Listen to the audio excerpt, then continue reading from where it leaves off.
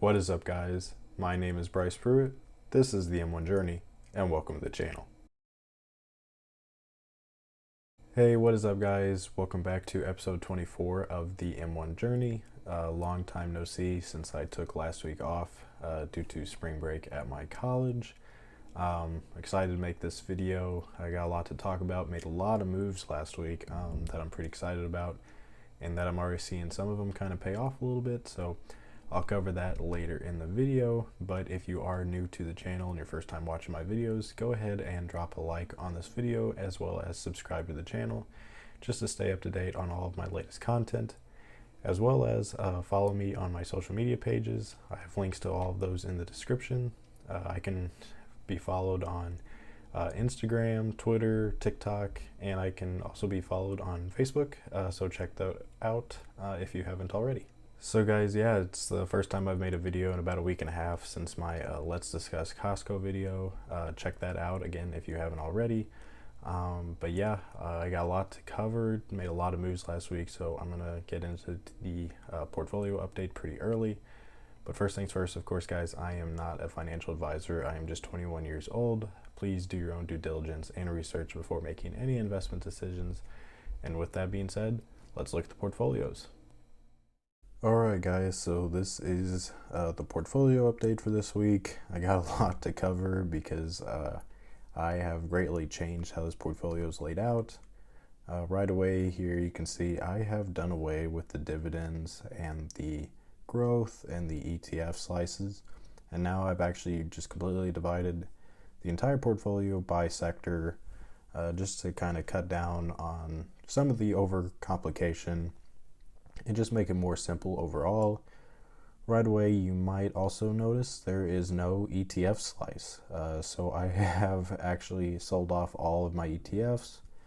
And you may say, why did I do this? I really don't have, I guess, a great reason, but I just was more interested in adding to the positions I already have, whether they be more growth or dividend oriented. I'm still fairly young, just 21, so I am more looking at some of the volatility as being okay. So the ETFs were fine, they were performing well, so I thought now was just a good time to get out of them. Definitely down the road I will be adding ETFs back into this portfolio, but I don't have any immediate plans to do that. Probably just index funds. But yeah, for now, I will be staying away from ETFs for this portfolio, but I will be fully committed to them in my Roth IRA, of course. So yeah, so this is the big changes here. Heavy weighting in information technology, consumer staples, and consumer discretionary. Industrials, financials, communications is up to 12%. So that is also part of my reasoning, is I planned kind of the bedrock of this portfolio, some of the more stocks that are pretty stable, that don't really move too much up or down, to be both in communications and in real estate, particularly, of course, Realty Income, which is my real estate stock. So these are pretty heavily weighted. I have about 18% between the two of these. So I think things will remain pretty calm there, while some of these other sectors are a little bit more volatile, and I think that is plenty of stability for me at this current time. So kind of get into my recent performance here. Things have been doing very well, up over 2% over last week, about $565. For the month though, we're having a great month. I believe this around here was the last time I made a video, so things have done just very well. Made a few deposits, but mostly things have just been growing, which I've been very happy to see. So over the last quarter, again, things very well, and then all time over $5,000 now since I've started this portfolio on July 2nd. So we'll get into all my activity here. So this was the last thing you saw, was when I bought Advanced Micro Devices. I followed that up on the 18th. I bought some more Microsoft, some more AMD, and some more Costco. And then here I got a dividend from Dominion Energy, which is the last one I will get from there because I sold off this position. As you'll see here, this is when I shook up my portfolio.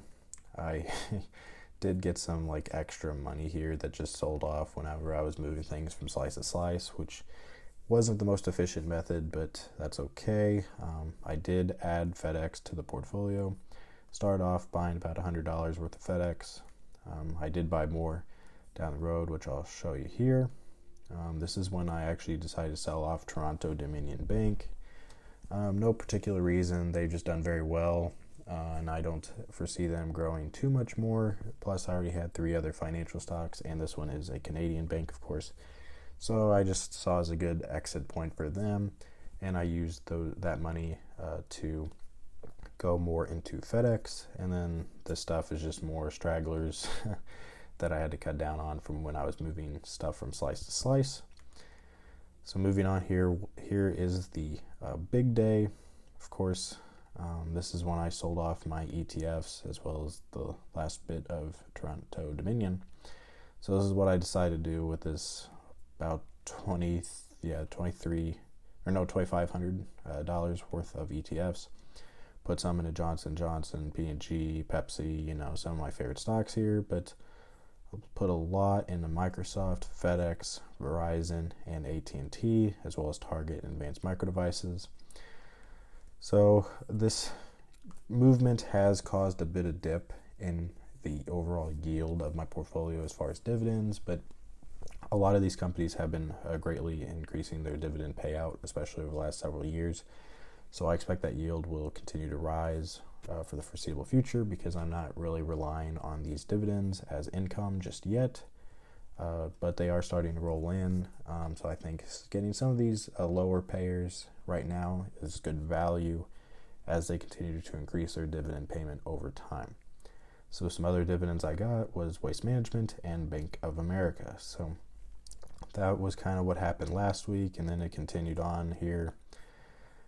Had a buy of Target and Apple as well with the rest of my ETF money that I left over just in case there's any immediate movement right after I made this big splash, because you can see about $200 difference between these two, which is where it shows up here. And then today was my bi-weekly deposit, and I went ahead and added an extra $50. So I had about $50 left over from my ETF sales. So I just invested $250 today. I just went through this afternoon where I bought more Target, some Starbucks, and Brookfield Renewable. So I know that's a lot to take in, a lot of information. So like I said, huge shakeups, definitely the biggest I've had since I've been making videos. So I just wanted to talk at length about that. If you guys have your thoughts about some of my moves, go ahead and put those down in the comments. I'd love to get your feedback. So now I'm going to go a little bit more in depth into what my positions actually look like. I'm down to 26 positions. I believe when I made my video a couple weeks ago, I had just 30 positions. So yeah, I've sold off 5 and added 1. So here, Disney, 3M, still my largest 2 positions. Realty Income got beefed up a little bit. I have about 21 shares. Verizon, AT&T really had a lot added to them, about 300 apiece. About 21 shares of Verizon, almost 40 shares of AT&T now. Pepsi got some more. Procter & Gamble, Waste Management, Apple, Coca-Cola, all of these stocks I have been adding to, so these positions are much larger than they were 2 weeks ago. Costco, I have not really bought any more of other than that $25 purchase. Has really been on a tear. I was down about 11% on this just recently, and now I'm down less than 2%, so that's been really nice to see. If you guys have been following me on Twitter, I've been talking a lot about Costco and how I just said it was too cheap. Costco is a great company. Go check out that video from my latest Let's Discuss video for more thoughts about that. Starbucks I bought today. Target, I really added a lot to this position. It's been doing very, very well. Target, I believe, actually is at $200 a share, almost, about $198. So Target's really been on an upswing. Johnson & Johnson, Pfizer, Microsoft is another position I've almost doubled in the last 2 weeks. Here's the new one, FedEx. picked up about 2.5 shares of FedEx over the last 2 weeks. It's done pretty well so far, up about 4%. AMD, of course, I've been buying aggressively. And then today I bought about 2.5 more shares of Brookfield Renewable, which is still my smallest position, but I plan to get these over 500, both of these, in the near future. So that's going to pretty well wrap up this portion of the long-term portfolio. I'll talk a little bit about the Roth IRA, which has also done well over the last month, up about 5%. And then for the week, about 1.5%. Only real activity I've had here over the last 2 weeks is I did have my bi-weekly deposit last week, and then I did add an extra $100 to that deposit. So all told, I invested a little over $200 plus these dividends here. The only dividend I did earn for this portfolio was in my developed markets ETF. So not a whole lot going on there. This is what this looks like. The bond market is still the only loser I have in this portfolio. Everything else has done pretty well or up to my expectations. So not too much going on, but that's really how Roth IRA is supposed to operate. It's supposed to be pretty boring, pretty mundane, and I'm glad to see. I cannot say the same about my aggressive portfolio. It's done relatively poorly over the last month, pretty up and down, but mostly down. Over the last week especially has been pretty bad.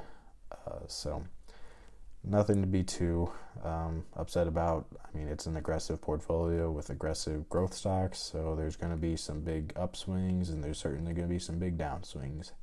So that's pretty much what's going on with the portfolios. Again, if you have any thoughts, go ahead and drop those down in the comments. I'd love to hear what you guys have to say about some of my big moves here. Almost got this portfolio up to 25,000, which will be a big milestone for me. So definitely will not be making any significant moves for at least a little bit. Gonna kind of ride it out here, see how some of these new portfolio structures work, but I will continue obviously to be making regular deposits into this account, kind of buying up some of these positions that are either down or that are smaller. So again, guys, that's going to wrap up this portfolio update, and I'll head into my final comments. So that's going to pretty well wrap things up for this M1 Journey video. Please again like and subscribe if you enjoy my content, as well as if you'd like to sign up on M1 Finance, feel free to do so using my link down in the description. When you use the link, create your account and make your first deposit, you will get $10 from M1 just for doing so. So go ahead and check that out for more details, and be on the lookout for this week's Let's Discuss video that will be released on Thursday. I haven't decided on a topic, but I will be discussing some kind of investing related concept or strategy. So if you have any thoughts about that, about what you'd like to see, go ahead and drop something down in the comments, and I might just use your suggestion. But again, be on the lookout for that, and I hope you enjoyed the video, and I will catch you guys on Thursday.